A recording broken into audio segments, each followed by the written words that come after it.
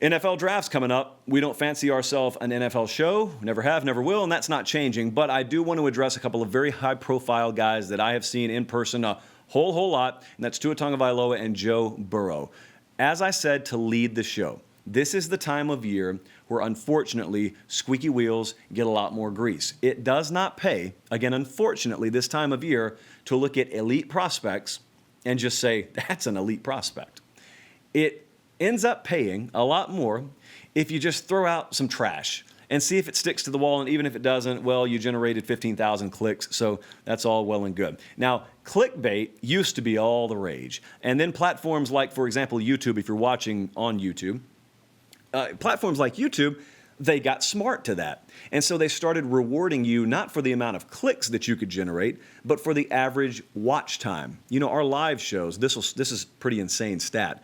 Our live versions of Late Kick, do you know how, I haven't said this on air before, do you know on average how many minutes a viewer watches our live show? You guys watch about 21 minutes on average.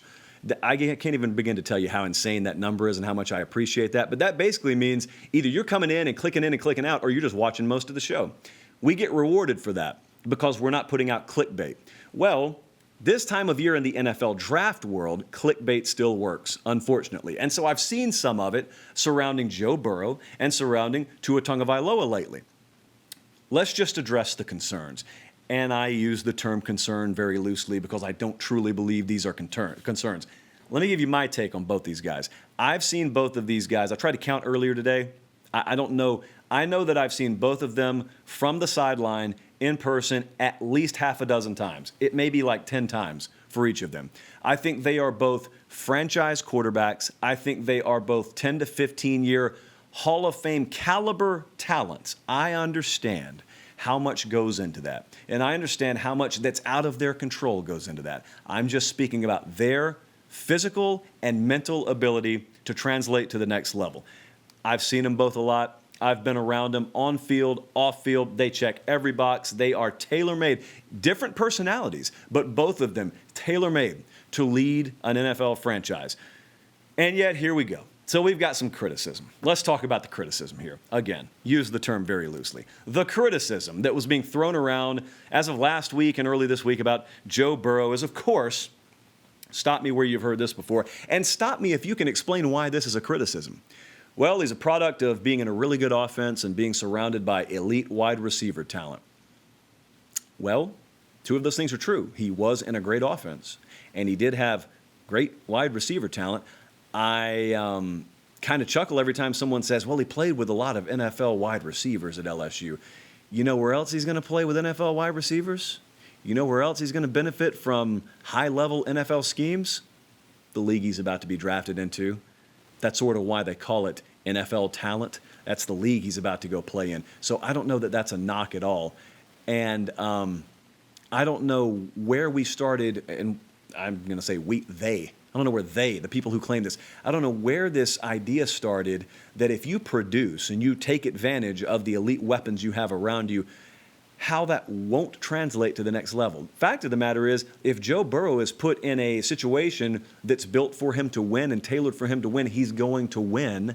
I don't care what level of football we're talking about, because that's the kind of guy he is. He is a quarterback who lit it up when he was supposed to light it up. But I want to ask you this. What was his biggest strength this past year? You probably watched most big LSU games. Was it three-step drop, get the ball out of his hand within 2 seconds every time before he could get hit? I don't necessarily remember that being Joe Burrow. He was good at that. His biggest strength was after stuff broke down. Ask Kirby Smart in Georgia, because they got to him some. What was his biggest strength? We're looking at that game right here. There were plays that he made last over 10 seconds.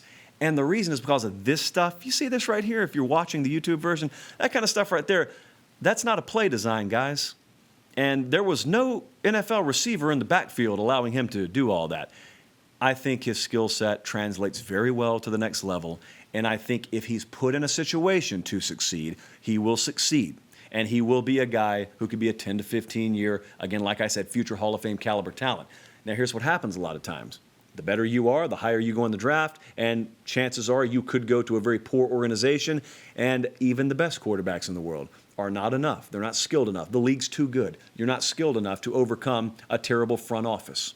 You're not skilled enough to overcome terrible drafts around you. So, again, there's a lot outside of your control that determines what your career is going to look like. What if Tom Brady were drafted by Oakland instead of Tampa Bay? We can never know. I think I have a pretty good idea of what would and wouldn't have happened. How about Tua? What's the concern here? Well, there's one valid concern. I don't have a problem with people pointing out the injury concern. I think that's first and foremost. I don't know that necessarily as many people point out the size anymore because of what guys like Russell Wilson have done. So I don't think people point out the size as much, although maybe you do, but I think more so it's the injury concern. Now, that's a valid concern. Let me give you a little insight. I talked to someone from Alabama Thursday? Yeah, so it was this week. I talked to someone from Alabama. Now, here's what they believe. Number one, they believe he's as good to go as you could be right now, but that doesn't matter if he gets injured, 2 years from now. So is he injury prone or not? That's the question. And is he fragile, frail, or is he a guy who can be built to withstand a full NFL season? Here's what some people at Alabama think. Some people at Alabama, this goes back to Scott Cochran leaving there. There were, for the last few years, there were some pretty strong butting of heads type situations going on with the strength and conditioning approach at Alabama. What they had versus what, up to and including the head man, thought they needed to have moving forward there. And they were losing a lot of guys. They had a lot of injuries there. Tagovailoa was one of them who was injury prone. Now, here's what they think at Alabama. I have no clue if there's validity to this. I'm not qualified to know. I'm qualified to tell you what people at Alabama have told me. And they believe that he was a victim of some of the same things that other guys there were victims of. They believe there were flaws in their strength and conditioning approach. That's what a lot of them believe there. They also believe they've rectified that with the duo that they just hired from Indiana. I have no way to know this. You have no way to know this. I'm just throwing it out there because I like to give you as much as we can on the air. Here's the other thing, though. The other thing is, next to that, what is the concern? I heard, I'm not going to mention the names. I don't dignify this stuff. I heard a notable draft analyst, shall we say, go on air the other day on national radio or television, whatever the case was, and said Tagovailoa wasn't one of his top 5 quarterbacks in this draft. Now, you explain that to me. Again, this is what passes for national analysis. I think a lot of you choose this product because of such foolishness, and I appreciate it. But here's what didn't happen. What didn't happen is, after that absurd statement was made, what didn't happen, which should have happened, to follow, is a list of the 5 quarterbacks that said analyst had ahead of Tagovailoa. It's because it's nonsense. It's not thought through, and it gets rewarded with a national platform. All the while, if said analyst was actually asked to list his 5 quarterbacks in front of him, 5 is a number he gave out. No one asked him, give me the 5 quarterbacks ahead of Tua Tagovailoa. He would have listed a couple of them, and then he would have tied himself into an intellectual pretzel, trying to get 3 more out of his mouth. But again, that's the season we're in for the NFL draft. So again, to make this plain and clear, I believe Joe Burrow and Tua Tagovailoa are both generational talents. A lot of people are going to play the game of who would you take? And my answer to this, anytime I got 2 elite talents, whether they be coaches, players, whatever, my answer is always, and it is with this situation as well, I'll just take the one you don't want. You get first pick, I'll take the one that's left over. Herschel versus Bo, who's better? You get your first pick, I'll be more than happy to settle with who's left over. Joe Burrow, Tua Tagovailoa, same deal. I'll give you first pick, I'll be happy to take whatever's left over. I just know this. What you don't want to be in 10 years is the GM who passed on either one of these dudes because you bought into this sort of thing.